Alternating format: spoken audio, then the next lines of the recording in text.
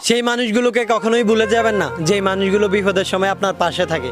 কারণ এই জগতে সুসময় সবাই আপন হয়, কিন্তু দুঃসময় হায় হায় কেউ কারো নয়।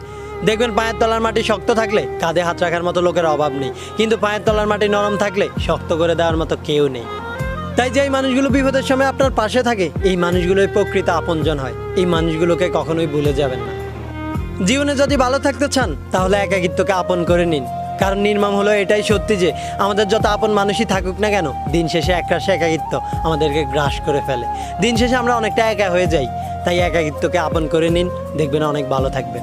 কাউকে নিজের চাইতে বেশি ভালোবাসবেন না, কারণ এই পৃথিবীতে সবাই সত্যিকারের ভালোবাসার মূল্য দিতে জানে না। কাউকে আপন ভেবে নিজের চাইতেও বেশি বিশ্বাস করবেন না, কারণ বিশ্বাসঘাতকগুলো সবসময় আপনই হয়। কাউকে নিজের চাইতে বেশি ভালোবাসার আগে হাজারবার ভেবে দেখবেন, কারণ এই পৃথিবীতে কেউ আপনার ভালোবাসার মূল্য দেবে না। কেউ আপনাকে আপনার মতো করে বোঝার চেষ্টা করবে না, সবাই আপনার আবেগ আর ভালোবাসা নিয়ে খেলবে।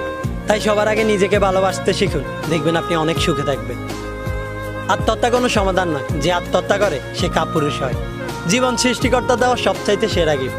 কার জন্য নিজের জীবন দিয়ে দেওয়া মানুষগুলো বড্ড বোকা হয়, কারণ জীবনের প্রতিটি ক্ষেত্রে আমাদেরকে মায়ায় জড়াতে হয়, আর সেই মায়া থেকে আমাদের একটা মোহের সৃষ্টি হয়। আর যে এই মায়ার মোহ থেকে নিজেকে বের করে এনে সামনে এগিয়ে যেতে পারে, একমাত্র সে জীবনে জয়ী হতে পারে।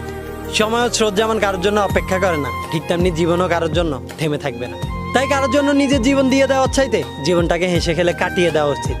তাই আমাদের উচিত আত্মহত্যাকে না বলা আর জীবনটাকে নিজের মতো করে উপভোগ করা।